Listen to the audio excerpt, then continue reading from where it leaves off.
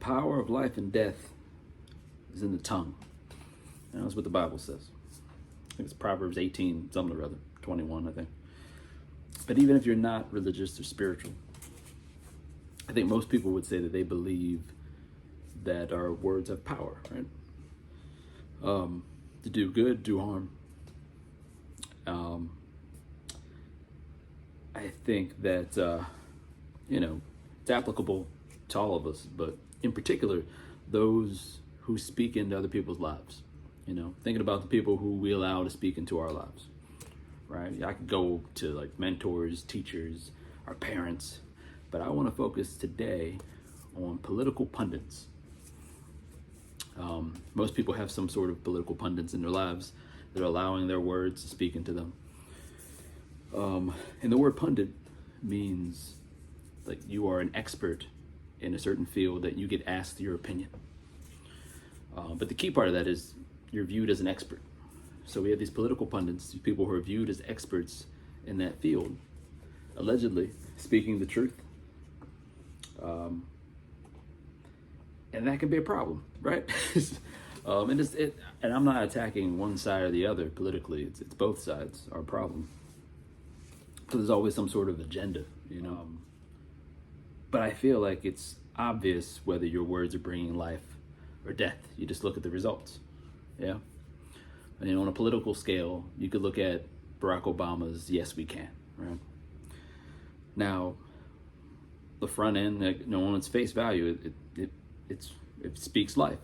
And as you look into context, it also speaks life. It's life-giving words. You're looking at people who are downtrodden, who have been suffering, and if we come together, yes, we can. It's uplifting.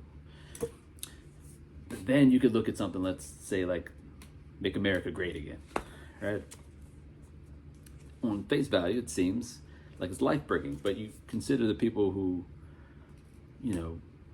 subscribe to that wholeheartedly, the people who are wearing those red hats, you consider what they mean by making America great again. Not so much life-breaking, is it? You consider the hostility that comes along with that. It's bringing death. But I could get simpler, right? We could talk about, I mentioned parents, all right? We all have times when we're younger, maybe even still today, where we mess up, life is rough, and we come to our parents and they're like, they comfort us, they encourage us, like, we'll get through this, you'll be okay, I got your back. Loving words, life-bringing words, right? Perhaps some of you come from households that aren't so life-bringing in the words spoken to you, which is unfortunate. But not all these words have to be like hippie-ish. I shouldn't even call them hippie-ish, just full of love and cheer, you know what I'm saying? They don't have to all be like that to be life-bringing. It can be, when our parents have disciplined us, right? That can be life-bringing. For example, eat your vegetables, right? They're telling you that to bring you life, to help you. Can't just eat candy all the time, right? Or they could be warning you. They could be like, hey, don't hang out with those people over there. Those people over there suck. They probably don't use the word suck, I imagine. But you get the idea. Those people over there are bad news.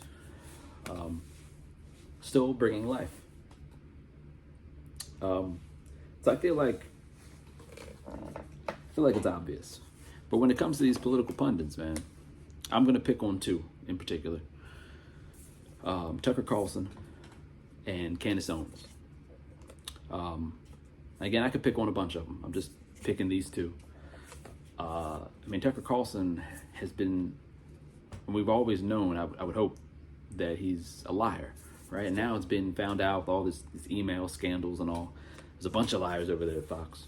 But that he's a liar. So he is toting all these things as truth. To some of his followers, they may seem like they're bringing life, but all they're doing is bringing division. They're bringing poison. They're poisoning your minds. They're bringing fear. Again, I could go over to CNN as well. I'm just focusing on Tucker Carlson today. The dude's a liar. And where you allow those words into you, those lies into you, to flow through you and then to flow back out of you, what's going on inside? Think about it. The power of life and death are in the tongue. Then I could go to Candace Owens, and I could talk for hours on how horrible she is. Just, and I hope that it's all an act, because I mean, how she has treated her own people, black people, and how she has treated women by the things that she said, and it's like she goes out of her way to say something derogatory, just for clicks, just for money. I know it's benefited her financially, you know. But again, power of life and death in the tongue. What kind of words are those? You think her words are bringing life? You know, it's just stirring things up. It's who's it bringing life to? What is going to be the legacy of Tucker Carlson and Candace Owens and people like them? What's going to be their legacy? What are they leaving behind? What have their words built? And what are their words doing to those who are receiving them? So I feel like, especially when it comes to politics, that we deserve better.